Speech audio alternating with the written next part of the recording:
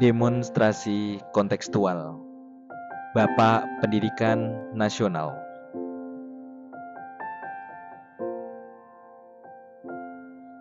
Pemikiran filosofis Ki Hajar Dewantoro. Saya Rosi Deva Yulia Nugroho, CGP Angkatan 11, kelas 277A dari Kabupaten Ngawi.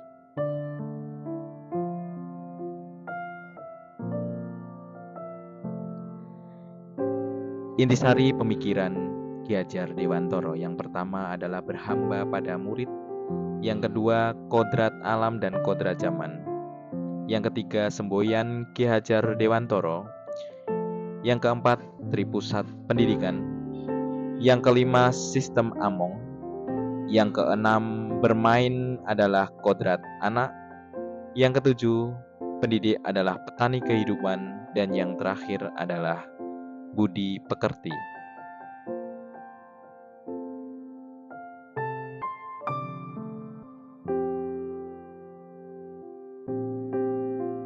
Ki Hajar Dewantoro, seorang tokoh atau pelopor pendidikan di Indonesia, memiliki pandangan tentang pendidikan yang sangat penting.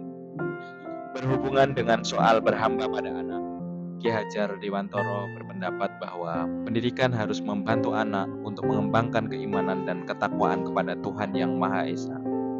Ki Hajar Dewantoro juga berpendapat bahwa pendidikan harus membantu anak untuk memiliki karakter yang baik, seperti kemampuan berkomunikasi, memiliki rasa syukur, beretika, dan lain sebagainya. Dengan demikian, anak akan tumbuh menjadi orang yang baik dan bermanfaat bagi masyarakat. Dalam sintesisnya, pemikiran Ki Hajar Dewantoro tentang berhamba pada anak adalah bahwa pendidikan harus membantu anak untuk memiliki wawasan yang luas, yaitu wawasan tentang kehidupan dan bekal untuk masa depan sesuai kebutuhan anak tersebut. Dengan demikian, anak dapat menjadi orang yang memiliki tujuan hidup yang jelas dan dapat mencapai kesuksesannya.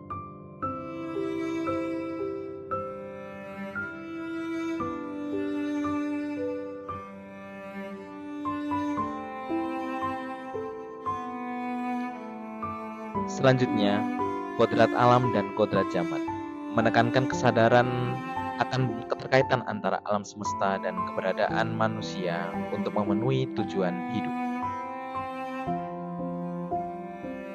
Kodrat alam mengacu pada pola alamiah dan kepastian yang mengatur perkembangan dan evolusi semua makhluk hidup di dalamnya. Dalam arti lain, kodrat alam adalah hukum alam atau prinsip yang mengatur perilaku dan perkembangan semua makhluk hidup termasuk manusia. Ki Hajar Dewantoro berpandangan bahwa melihat manusia sebagai makhluk yang dilahirkan dengan potensi atau esensi yang ditentukan oleh interaksi dengan alam dan perkembangannya sendiri. Potensi atau esensi ini disebut watak dan juga akal.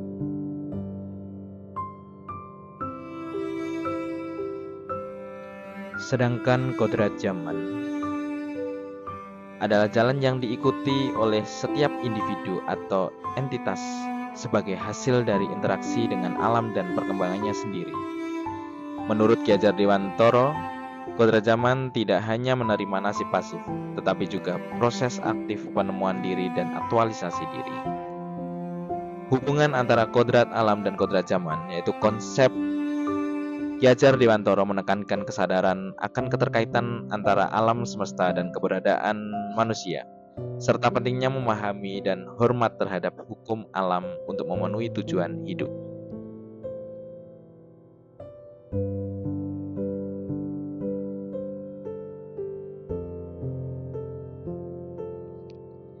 Ing ngarso sung tulodo, ing madya mangun karso tutwuri handayani. Di depan memberikan contoh atau tauladan yang baik, di tengah memberikan motivasi atau membangun semangat, sedang di belakang memberi dorongan. Itulah semboyan Bapak Pendidikan Nasional kita, yaitu Ki Hajar Dewantoro.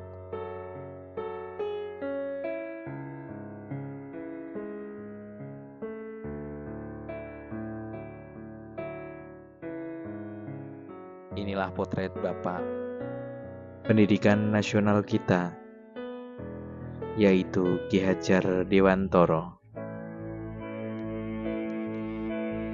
Di pusat pendidikan, yang pertama keluarga, berperan sebagai sentra pendidikan pertama dan terpenting.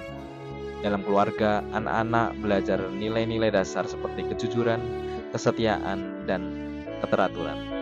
Keluarga juga berperan dalam membantu perkembangan fisik, emosional, dan spiritual anak. Yang kedua, satuan pendidikan, seperti sekolah, berperan sebagai sentra pendidikan kedua. Dalam satuan pendidikan, anak-anak belajar ilmu pengetahuan, keterampilan, dan nilai-nilai moral yang lebih spesifik. Satuan pendidikan juga berperan dalam membantu perkembangan akal budi dan kemampuan berpikir kritis anak. Yang ketiga, masyarakat berperan sebagai sentra pendidikan ketiga. Dalam masyarakat, anak-anak belajar bagaimana menjadi warga negara yang baik, serta bagaimana berpartisipasi dalam kehidupan sosial dan politik. Masyarakat juga berperan dalam membantu perkembangan kesadaran diri dan kemampuan adaptasi anak.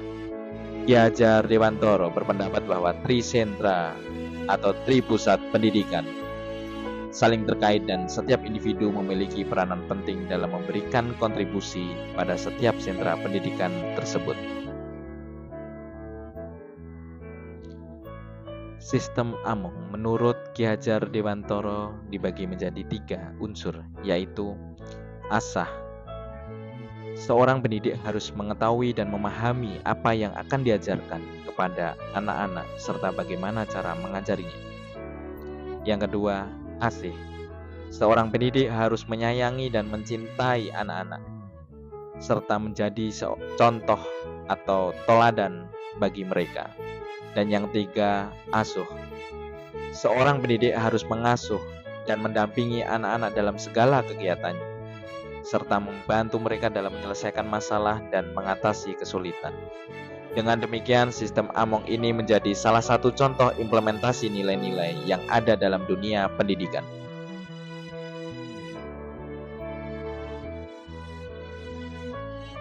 Bermain adalah kodrat anak, yaitu suatu hakikat yang harus diakui dan dihormati sebagai bagian dari proses pertumbuhan dan perkembangan anak. Bermain bagi Ki Hajar Dewantara bukan hanya sekedar hobi atau kesenangan anak, tetapi juga suatu cara untuk anak belajar dan tumbuh.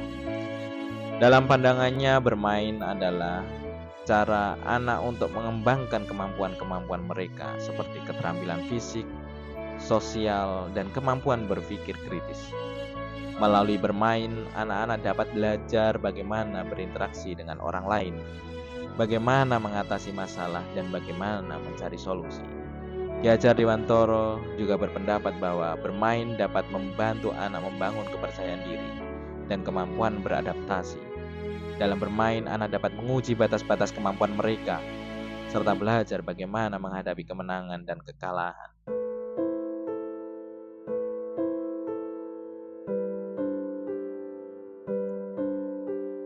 Makna pendidik adalah petani kehidupan, diungkapkan oleh Ki Hajar Dewantara adalah bahwa pendidik memiliki peran yang sangat penting dan strategis dalam memanusiakan dan membantu anak-anak tumbuh menjadi individu yang beretika dan mandiri. Dalam pengertian Ki Hajar Dewantara, petani kehidupan berarti bahwa pendidik harus memiliki kemampuan untuk menggarap dan memanen hasil-hasil dari pertumbuhan dan perkembangan anak-anak yang tidak bisa digantikan oleh apapun. Pendidik harus memiliki kemampuan untuk membantu anak-anak menumbuhkan jiwa, budi, dan kesadaran diri, serta membantu mereka mengembangkan kemampuan-kemampuan mereka. Ki Hajar Dewantara berpendapat bahwa pendidik harus memiliki kemampuan untuk menanam nilai-nilai dan prinsip-prinsip kehidupan yang baik, membantu anak-anak menumbuhkan kesadaran diri dan kepercayaan diri, membantu anak-anak mengembangkan kemampuan-kemampuan mereka seperti keterampilan sosial, fisik, dan berpikir kritis. Dan yang terakhir, membantu anak-anak menghadapi tantangan-tantangan kehidupan dan mengembangkan kemampuan beradaptasi.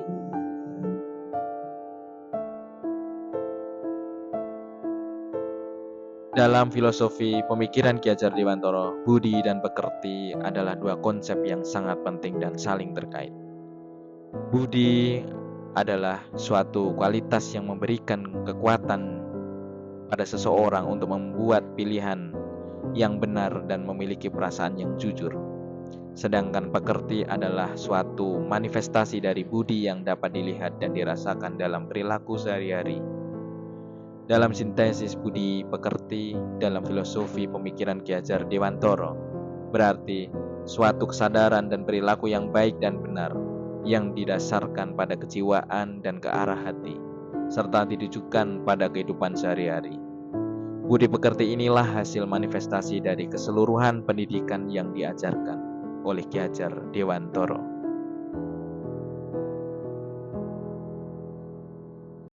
Untuk menutup materi, akan saya bacakan satu puisi. Wahai cahaya pendidikan negeriku tercinta, saat itu ratusan tahun berlalu sudah. Bangsa Indonesia harus berjuang, mengokang senapan, mengangkat bambu runcing, dan bertempur tanpa henti. Engkau memiliki pendapat lain. Perjuangan tak semata dengan angkat senjata. Di Yogyakarta lahirlah Taman Siswa, organisasi dengan tujuan mendidik bangsa Indonesia agar mampu mengoptimalkan perjuangan dengan akalnya. Engkau gerahkan tenagamu, engkau korbankan waktumu untuk mendidik putra-putri bangsa yang sebelumnya tak mengenal aksara ataupun angka. Dengan pendidikan, akal putra-putri bangsa akan tercerahkan. Untukmu, pahlawan pendidikan, jasamu dan kegiahanmu membangun dunia pendidikan di tanah air telah menginspirasi generasi penerusmu untuk mempercayai dan meyakini bahwa pendidikan adalah hal penting untuk meraih kemerdekaan.